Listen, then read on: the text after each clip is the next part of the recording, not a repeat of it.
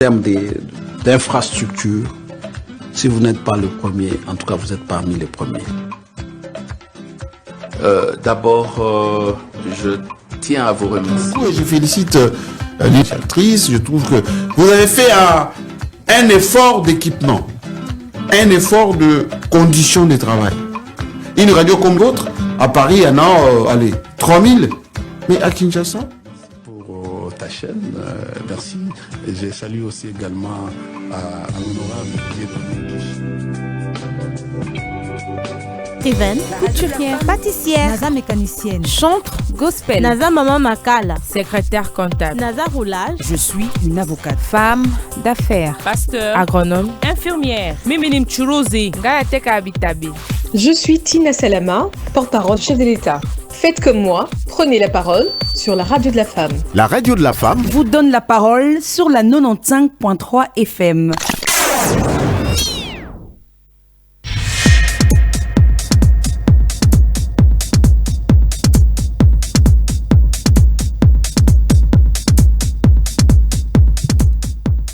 Bonsoir à tous, bienvenue sur la 95.3 MHz, la radio de la femme, votre radio. Il est dimanche soir ici à Kinshasa et c'est l'heure de votre émission préférée, Parlons Football, émission présentée par les seuls et l'unique Isaac Sonda. Sur ce plateau, je ne suis pas seul comme d'habitude, je suis accompagné des bienheureuses Thomas Cuisa qui est arbitre assistante internationale à qui je dis bonsoir. Bonsoir, monsieur Isaac. J'ai bien prononcé votre nom en tout cas. Ah oui. Bienvenue sur la 95.3 MHz, la radio de la femme. Merci. Merci à vous surtout d'avoir répondu à notre invitation. Merci d'avoir répondu présent à l'invitation de la radio de la femme, votre radio. Et merci à vous surtout, chers auditeurs et auditrices, d'avoir aussi pris rendez-vous pour votre émission des sports favoris. Et nous pouvons directement commencer. Vous êtes bien arrivés chez nous? Oui, très bien. Pas d'embouteillage. Ah, aujourd'hui, c'est dimanche. Hein. Il n'y a pas eu d'embouteillage. Non. La Malgré, voie est malgré, vraiment- malgré que vous êtes arrivé sur la pluie, mais vous allez un peu vous approcher de votre micro pour qu'on puisse bien Ok. entendre votre voix, parce que là, on vous entend pas très bien, et les auditeurs et les auditrices de la radio de la femme, ils aiment bien entendre la voix des invités. Hein. S'ils n'entendent pas votre voix, ils vont pas très bien apprécier. Alors, on va commencer directement avec notre première question. Qu'est-ce qui vous a poussé, vous, bienheureuse, à opter pour cette carrière professionnelle d'arbitre assistante? Déjà, je dirais merci pour la question. De rien. C'est d'abord, avant tout, la passion. Ok. Oui, étant passionnée du ballon rond, et c'est depuis l'enfance que j'ai mis vraiment ces ballons ronds. Et vu que personnellement, jouer, c'est pas vraiment trop mon truc, donc tout ce que je rêvais, c'était de départager les équipes. D'être sur le terrain, D'être sur de le ne pas terrain. toucher le ballon. Ne pas toucher le ballon, mais départager les équipes. Départager les Donc, équipes. Et vous j'ai avez. opté pour, Est-ce que pour vous, c'était déjà facile d'accepter cette réalité-là, de choisir ces métiers, sachant que, vous savez, la majorité des femmes, hein, contrairement à des femmes athlètes, préfèrent plutôt travailler ailleurs. Pour vous, c'était facile d'opter pour l'arbitrage, et surtout dans un pays comme la République démocratique du Congo, où nous savons tous que le football est encore en développement, sachant aussi le risque que ce métier expose sur les terrains avec les envahissements. Est-ce que c'était pour vous facile d'accepter ces métiers? bien sûr, parce que déjà, depuis que j'étais petite, étant femme, je cherchais à me démarquer. D'accord. En fait, faire ce que les femmes n'ont pas vraiment L'habitude de faire. Et Et moi, en tout cas, l'arbitrage, c'était déjà quelque chose de bien pour moi. Une chose que je n'aimais pas, c'est que je voyais que les femmes officiaient le match de femmes et les Les hommes hommes- officiaient le match de corps des hommes. Donc c'est cette séparation qui vous plaisait pas, vous? Oui, en tout cas, moi, ça ne me plaisait pas vraiment. Et vous voyez, et puis avec le parent et tout, la famille, c'était pas vraiment Donc, facile. Même- déjà quand vous étiez jeune, vous étiez en train de vous dire que vous alliez mettre fin à cela. Non, pas genre mettre fin à cela, mais vous voyez, cette flamme-là s'éteignait à petit feu. Ok. Et quand est-ce que cette flamme est revenue? C'est lorsque je regarde trop de matchs. Hein. C'est lorsque je suis tombée un jour, j'ai regardé la CAN 2021 qui s'est jouée au Cameroun, si je ne me trompe pas. D'accord. Et à ma grande surprise, je vois le match qui a opposé les Zimbabwe à la Guinée, officié par une femme, Madame Salma Mukonsaga Radia. Et c'est elle qui vous a motivé. L'arbitre principal du match, c'était une femme. Donc le match des hommes, officié par une femme, accompagné de nos compatriotes, M. Olivier Safari ainsi que M. Jean-Jacques Ndala. Donc c'est la dame qui vous a... Oui, en tout cas, c'est ces jours-là que j'ai pris la décision qu'écoute, aujourd'hui, je dois devenir arbitre. Elle vous a redonné l'espoir. Oui, elle m'a redonné l'espoir. Donc si ce n'était pas elle... Oui, donc c'est comme ça. Après, j'étais arrivée personnellement à la fédération congolaise de football. Ok. Et c'est là que vous êtes allé de vous-même pour vous inscrire. De moi-même, oui. Vous n'avez pas eu besoin, vous savez, quand beaucoup de gens aujourd'hui, quand ils veulent faire quelque chose, ils se demandent s'ils n'ont pas besoin d'être accompagnés, vous êtes allé seul. Tout seul. En fait, j'avais juste discuté avec mes amis, genre deux camarades, et vu que je ne connaissais pas l'adresse, c'est eux qui en fait, ils m'ont juste aidé, orienté pour se rendre au lieu, tout simplement, c'était ça. Oui, ils m'ont juste dit que non, ça se trouve sur telle avenue, en fait, l'avenue de la Justice, il faut prendre tel transport et tout, et arriver. Et c'est grâce à vos amis que vous vous êtes rendus. Oui, je me suis Nous allons prendre notre deuxième question. C'est de savoir, déjà on a su comment vous avez choisi ces métiers d'arbitre international, mais déjà quelles sont les difficultés et les résistances que vous avez rencontrées dans ces métiers? Ok. Bon, il y en a quand même plein, je dirais. Vous voyez, le monde dans lequel nous évoluons, en fait, nous évoluons dans un environnement qui n'est pas aussi vraiment trop propre, un environnement un peu malsain qui a recours à la manipulation, à la discrimination, à l'abus de pouvoir, vous voyez, vraiment beaucoup de choses.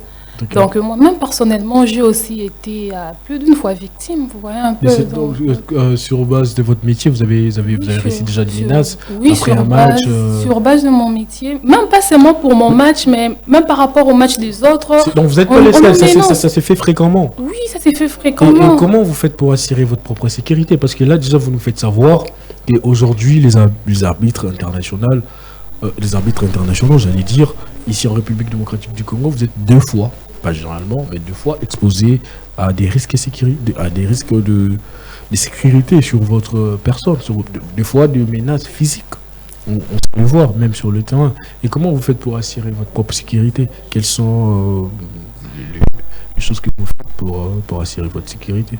Donc déjà à la base, on nous a toujours dit que la première sécurité de l'arbitre, c'est l'arbitre elle-même, c'est mon sifflet, ma façon de travailler, ma façon de voir le chose. Mais il ne faut pas oublier que nous sommes dans un pays amateur. En fait, le football, c'est amateur. Moi, je suis là pour départager, mais il y a 2 équipes. C'est vrai qu'il y aura toujours soit une victoire, soit un match nul ou une défaite. Mais moi, je suis censée être au milieu du village. Et lorsque, par exemple, une équipe gagne et l'autre perd, cette équipe perdante aura toujours tendance à pas genre m'énoncer, mais des fois parler, surtout les supporters, parce que nos supporters ne sont pas suffisamment informés de toutes les modifications de loi de jeu, vous voyez un peu. Donc on n'éduque pas la foule. Donc les supporters ont leur façon de voir des choses. Pour eux, Bazak en a besoin de pas gagner. Oui, et pour eux, généralement, ceux qui battent poli, ils ont faute arbitre. Ils ont faute arbitre. Même si l'arbitre était vraiment au milieu du village, l'arbitre a fait bien son travail, mais pour eux, c'est toujours ça. Donc, et des fois aussi, on dit que les arbitres sont fans. Hein. Bon, arbitres, une équipe n'est à monter. Ceux qui ont une équipe n'est pour l'équipe à monter, il faut que je fasse quelque chose. Ça vous arrive? Pas, j'ose croire, parce que vous m'avez dit que vous êtes toujours au milieu du village. Moi, personnellement, je n'ai pas d'équipe. Hein. Moi, personnellement, je n'ai pas d'équipe. Bon, peut-être on peut dire qu'ici. Mais il ne faut pas oublier que nous sommes des humains. On peut faire des erreurs, ça arrive. Donc, oui, parce qu'aujourd'hui, il y a même la VAR qui est venu améliorer un peu de choses. Mais nous sommes des humains, on peut se tromper, ça arrive. Ça arrive. Et comme vous l'avez très bien entendu, nous sommes en direct sur la 95.3 MHz, la radio de la femme. Votre radio, nous sommes avec l'arbitre assistante internationale Bien-Airée, qui nous explique et qui nous parle de leur métier. Nous avons reçu des footballeurs, nous avons reçu des coachs. Aujourd'hui, nous recevons des arbitres. Et la première à inaugurer cette séance, c'est Bien-Airée. Et nous posons des questions, on ne se gêne pas, on a beaucoup de questions. Et on va avancer encore avec cette question, c'est de savoir aujourd'hui, bien Erez, comment vous décrivez les conditions dans lesquelles évoluent les arbitres en RDC, notamment en termes de sécurité, là on l'a déjà dit, et surtout en termes de moyens. Comment vous décrivez la situation de votre évolution concrètement? Là, il y a la tête qui bouge. Hein. Je ne sais pas si le mot que je peux utiliser, ça sera un peu trop fort. Moi, je dirais un peu précaire, vous voyez. Ah, d'accord. C'est pas trop. C'est pas vraiment. C'est pas trop ça, on va dire. C'est pas trop ça, c'est ça. Donc vous pensez qu'il y a des améliorations à faire ou vous pensez que la fédération ou encore vos instances, parce que vous avez une commission, ils peuvent vous proposer mieux, j'allais dire? Oui, déjà. Les conditions de travail, les conditions de vie ne sont pas réunies. En fait, ne sont pas vraiment totalement réunies. Vous voyez un peu. Je vais donner un exemple vraiment pratique. Prenons le cas de, on sait concernant l'entraînement des arbitres. D'accord. Donc, vous savez que actuellement, tous les arbitres s'entraînent au stade de Martyrs. D'accord. Et il faudrait savoir que nous avons 4 districts. Et il n'y a pas forcément... En fait, ce n'est pas que tous les arbitres habitent aux environs du stade de Martyrs. Il y a des arbitres qui viennent de plateau. Quand je parle plateau, je vois après Tchangou, il y a Menkao, Maluku et tout. Il y a des arbitres qui habitent là-bas. Il y a des arbitres... Près de 100 km il y a des arbitres qui habitent Binza, tout ce côté-là et tout. Il y a des arbitres à Mongafula et tout. Et vous pensez que l'entraînement commence à 6h30. Est-ce que vous pensez qu'une personne qui doit quitter plateau va arriver à l'entraînement à temps? Il y a des embouteillages, avec le route impraticable, tout c'est compliqué. Et à ce stade, il faudrait décentraliser, par exemple, les entraînements. C'est vrai qu'il n'y a pas assez de stades, mais par exemple, pour ceux parce qu'il y a assez de terrain, même s'il n'y a pas... Oui, mais par exemple, je donne un exemple du terrain Kourarampo-Vansele. Ça peut aider aussi à l'entraînement des arbitres de ces côtés. Vous voyez un peu, il y a quand même... Donc, ce que vous suggérez ici, c'est que vos autorités vous aident en décentralisant les sites d'entraînement selon les emplacements des arbitres. Oui. Mais le grand problème est que pour décentraliser les entraînements, en fait, dans chaque district et tout, ça demanderait à ce que qu'on puisse former, en fait, les instructeurs pour ça, vous voyez. Ah, donc il n'y en a pas assez déjà, ça aussi c'est un problème. Il y en a, mais vous savez que même pour nous les arbitres, et comme pour les instructeurs, il y a toujours une remise à niveau, vous voyez. On a besoin d'une remise à niveau pour les arbitres, pour les instructeurs. Et ça, j'ose croire que... Il faut des formations. Il faut des formations. Parce que lorsqu'on forme assez d'instructeurs, ça permettra à ce que chaque zone puisse avoir des instructeurs, parce qu'on n'a pas que des instructeurs physiques pour le physique, nous avons aussi des instructeurs techniques, vous voyez, parce que l'arbitrage, ce n'est pas que le physique, c'est aussi la technique sur le terrain. Donc, déjà, la formation des instructeurs et tout, je pense que les autorités, la fédération doit en tenir compte, parce que j'ose croire que la FIFA débourse quand même de moyens pour... J'ose croire que la FIFA débourse assez de moyens pour ça, et nous pensons que les autorités vont tenir aussi compte de ça. Pour le football, c'est ça, parce qu'il n'y a pas que des équipes. Et d'ailleurs, le football en République démocratique du Congo, il y en a beaucoup qui disent que c'est le sport le plus favorisé. Et alors, on ne peut pas vous attendre, vous plaindre de moyens, hein, quand même. Parce que là, on sait, il y a des primes présidentielles, il y a beaucoup de choses. On va pas... Qui dire, moi, je suis arbitre, moi aussi, je dirais que... Je dirais que, même, en fait, je trouve peut-être que les équipes sont encore mieux par rapport à nous, vous voyez. Parce que quand il faut parler du football, écoutez, nous sommes tous les acteurs principaux du football. Il n'y aura pas match s'il n'y a pas d'arbitre, il n'y aura pas match, vous le savez au moins. Oui, bien sûr. Je crois que si vraiment il y a cette nécessité de réunir le moyen pour mettre les arbitres dans des très bonnes conditions, c'est important, surtout pour le bon développement du football. C'est important, comme vous l'avez dit, donc on va rester toujours dans le contexte de votre situation à vous, les arbitres, parce que c'est ce qui est très très très important, et surtout sachant qu'on en parle peu. Aujourd'hui, nous avons encore une autre question, de savoir pourquoi les arbitres, vous êtes généralement mis des côtés. Parce que lorsque Là, c'est une question anticipée, je pense pas. Lorsque le joueur, en cas de victoire, on sait le voir, les joueurs sont invités, mais on ne vous invite pas.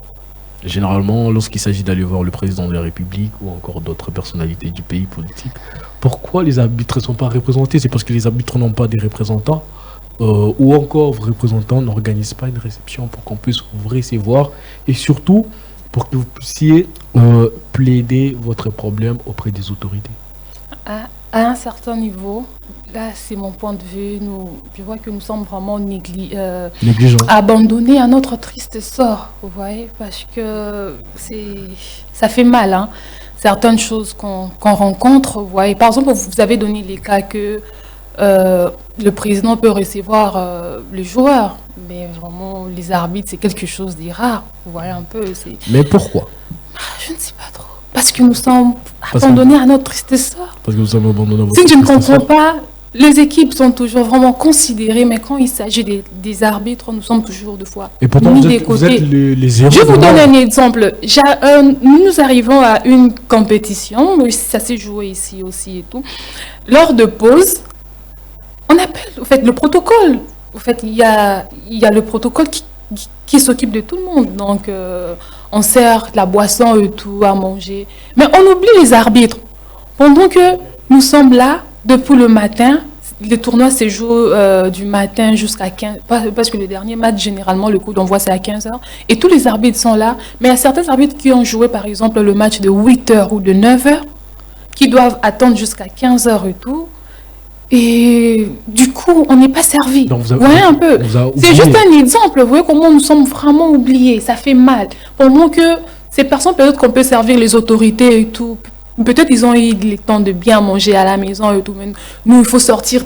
Oui, manger, mais pas vraiment d'une manière consistante parce qu'il faut se précipiter avec le moyen de transport qui n'est pas toujours facile, les routes impraticables, tout. Faire l'effort d'arriver. Parce que l'arbitre arrive toujours 1 heure, en fait, bien avant, oui, 1 heure ou 1h30, même 2 heures avant le match, vous voyez un peu. Et le coup d'envoi, par exemple, c'est à 8h.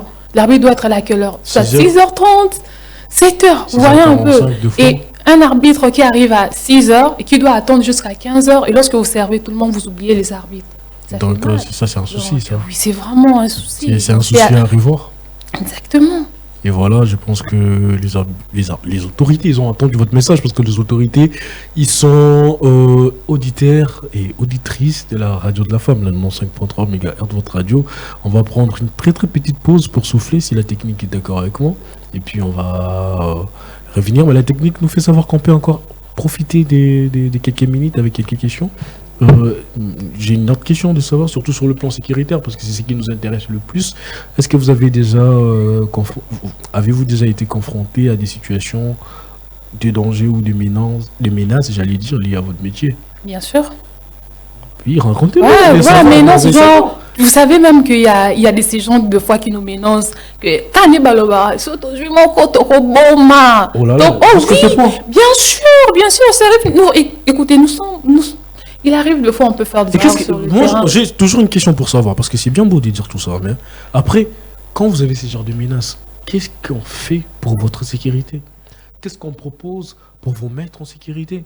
Et parce que là, c'est bien beau de dire le Bikaka Bongo, parce que les personnes qui les disent, ils peuvent arriver à les mettre en pratique. Mais qu'est-ce qu'on met à votre disposition comme sécurité? C'est ce que nous voudrions savoir. Est-ce que arbitrer, à protéger? Non, les arbitres ne sont pas protégés. Parce que moi, je vous donne mon propre exemple.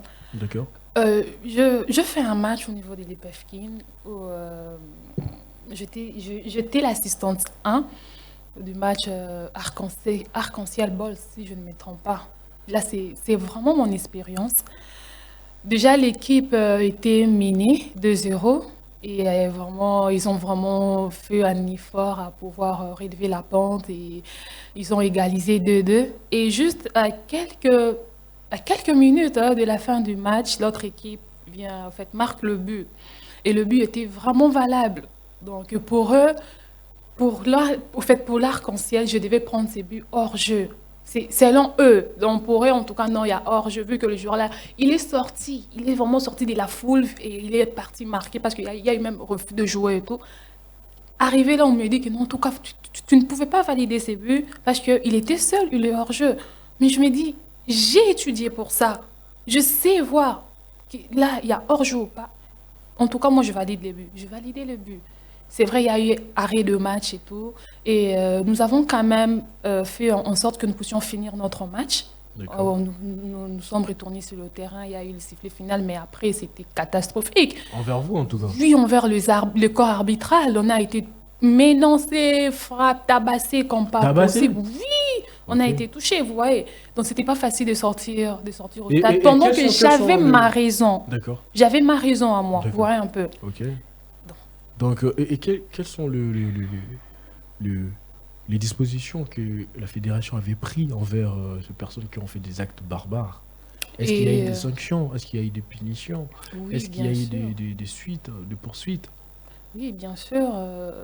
Et c'était quoi ces sanctions alors? Parce que c'est bien beau de dire qu'on a pris des sanctions, mais quand une personne qui s'est permis de toucher le corps arbitral, vous les sanctionnez, bon, à Royan a stadité pendant 2 jours, et puis il vient après.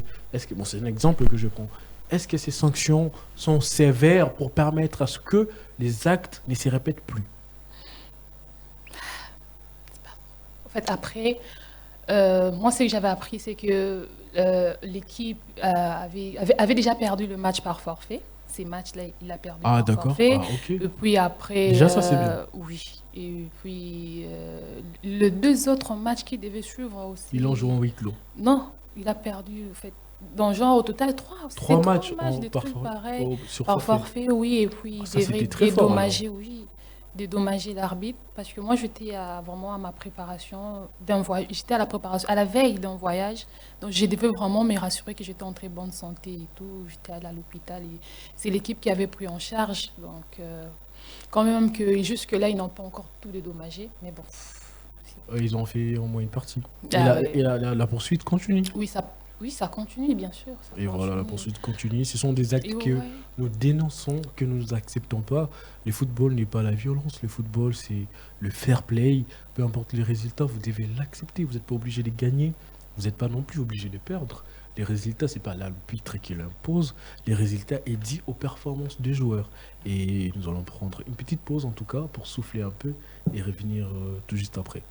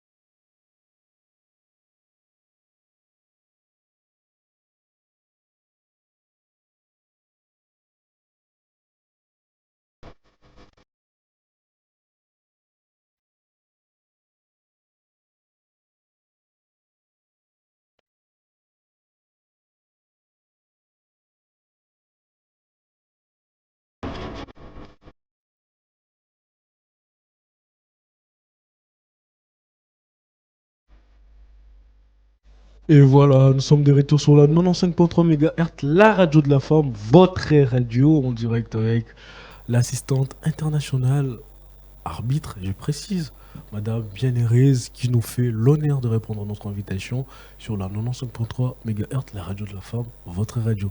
Avec qui nous allons parler de ces métiers dont on en parle peu, l'arbitrage.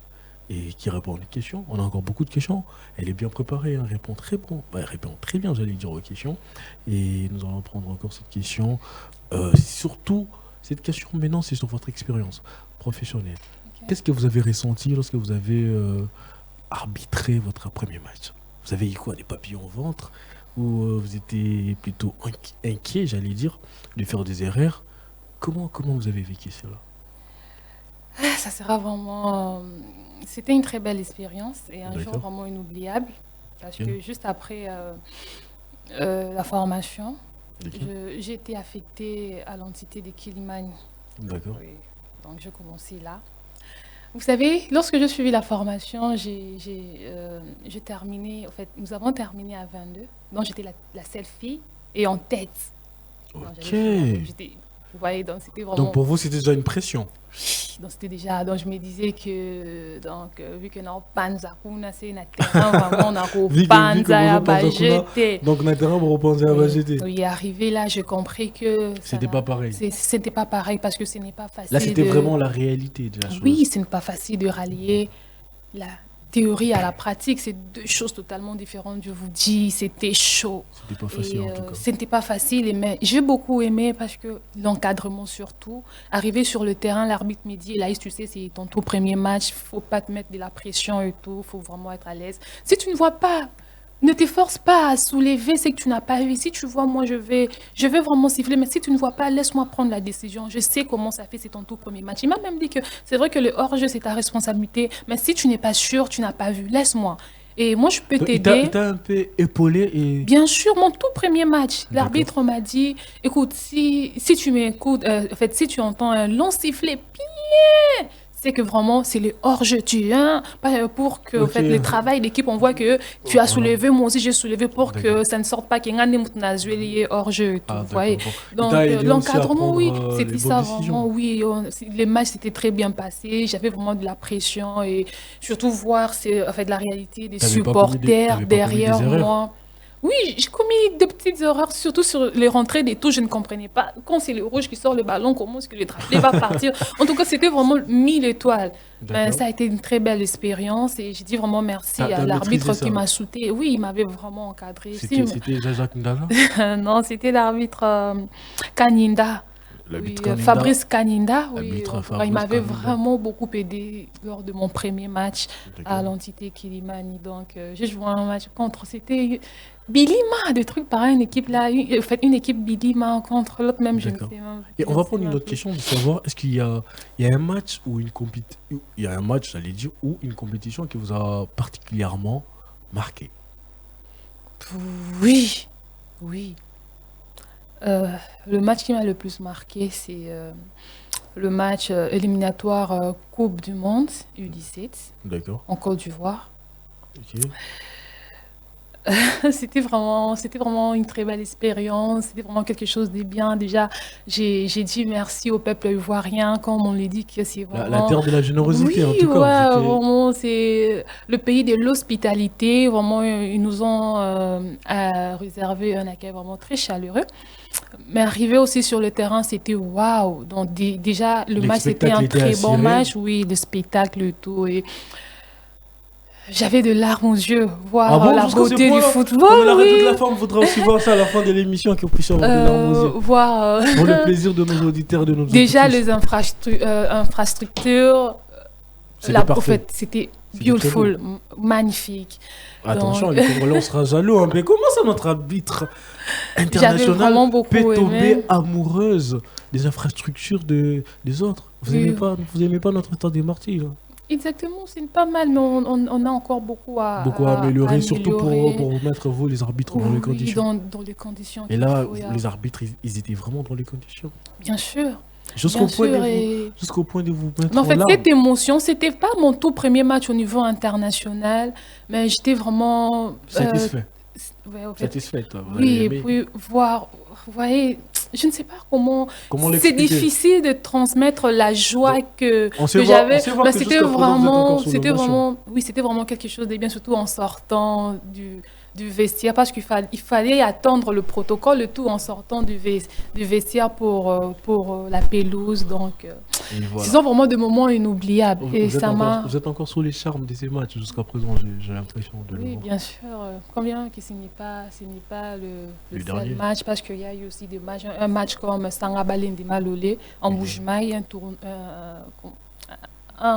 un derby Kassaya. Ok. Donc c'était aussi vraiment une très belle expérience. Très intense, Oui, surtout. très intense. Oui, le match de la Linafoot, ce sont des grands matchs, vraiment. Vous savez, c'est que j'aime.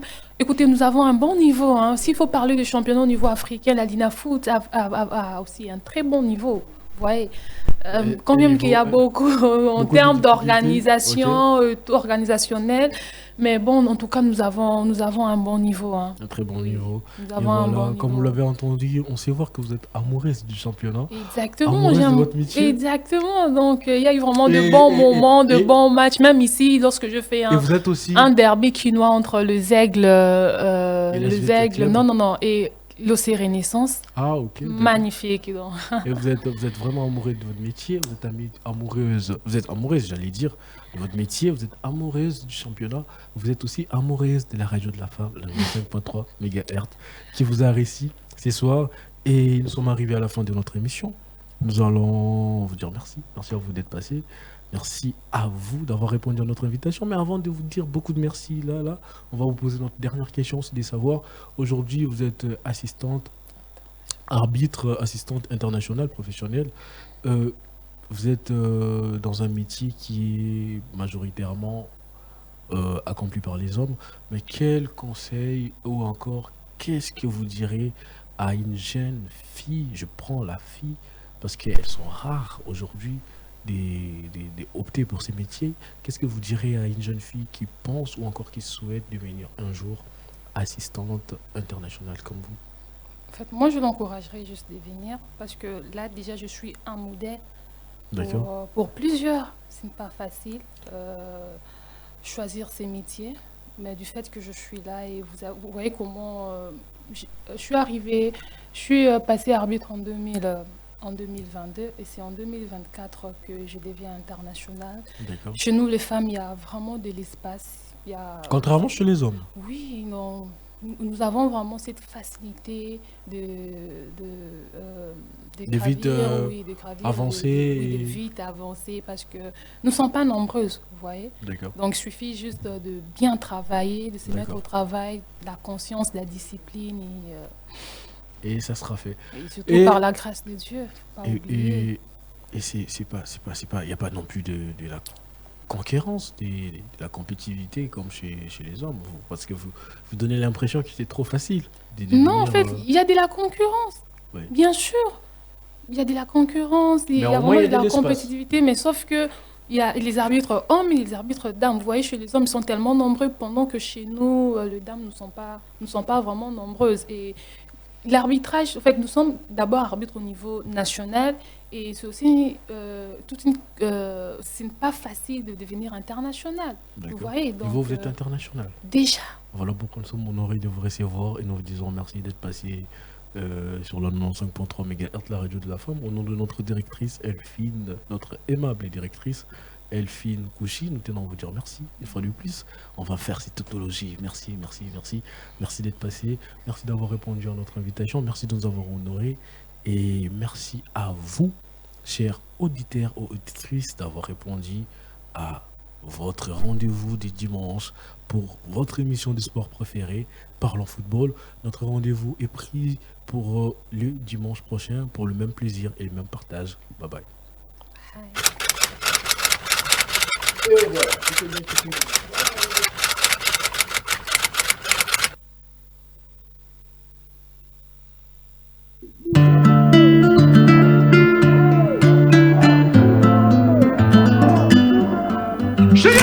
Des millions de morts au nord qui vous, personne n'en parle. Il se passe des dingueries au pays de mes remparts. On pense pense à vous, je sais qu'un jour on s'y rendra. J'ai rêvé d'un monde meilleur, sans Kagame, sans M23. Des millions de morts à l'est du Congo, et pourtant personne n'en parle. On envoie nos frères mineurs au combat, se faire tuer pour du cobalt. Toutes ces richesses nous font du mal, on n'a jamais demandé ça. J'implore le bon Dieu de me faire un signe. C'est la guerre, je te fais pas dessin. C'est la guerre, je te fais pas dessin. Si j'en parle trop, ils voudront me descendre. Et nos mamans se font violer, ne rentreront peut-être pas à la maison. Mon pays va mal, que mon peuple est révolté, que les diamants profitent à l'Occident. Je suis débordé, je peux pas faire grand chose. Écoute nos cœurs qui se brisent. Je me demande d'où vient le problème d'un pays aussi riche. La faute à ceux qui voient leur poche avant la société. Mais c'est l'humain, 70% craque pour le gros papier.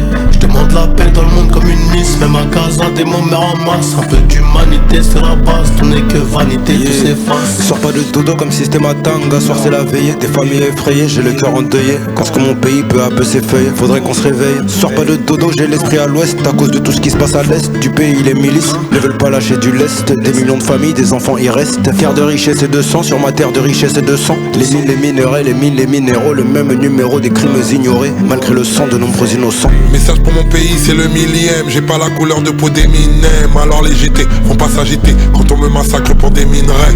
Congo Mbokaba papa, Congo Mbokaba mama. Mais à Goma j'ai vu des barbares. Les sapeurs ont des gilets pare-balles. Paul Kagame, faut le condamner. Mais aussi faut reconnaître ceux qui dirigent le Congo. N'aiment ni le Congo ni les Congolais. Des millions de morts en Nord Kivu, personne n'en parle. Il se passe des dingueries au pays de mes remparts. On pense à vous, je sais qu'un jour on s'y rendra. J'ai rêvé d'un monde meilleur, sans Kagame, sans M23. Le Polda tué plus que Hitler. C'est des Congolais donc ça compte pas. À Goma Nord Kivu ça bombarde. Free Congo tous les jours mon combat. Ils ont tué le Mumbai, ils nous ont rendu une dent. Chez nous y'a que des morts et pleurer du sang. On meurt pour du diamant, cobalt et coltan. À la moindre escarmouche comme le président. Ne jamais trahir le Congo, qui vivra verra. Si Kagame n'est pas jugé, crois-moi que Dieu le fera. Hey. J'suis venu, j'ai vu, j'ai failli pleurer. J'ai la haine, mon âme est écœurée. J'suis fatigué d'avoir mal, comme une envie de prendre les armes. Mais si j'prends les armes, c'est plus trop la thématique. Les nations désunies par les Nations Unies. On parle de Paul, mais parlons des autres aussi. Les pupilles sont humides sous les fossiles. J'suis pas là pour chanter la pitié, j'mourrais sans doute empoisonné. Vrai Congolais n'a pas peur de la mort, encore moins si c'est pour l'unité. Des millions de morts en Nord Kivu, personne n'en parle.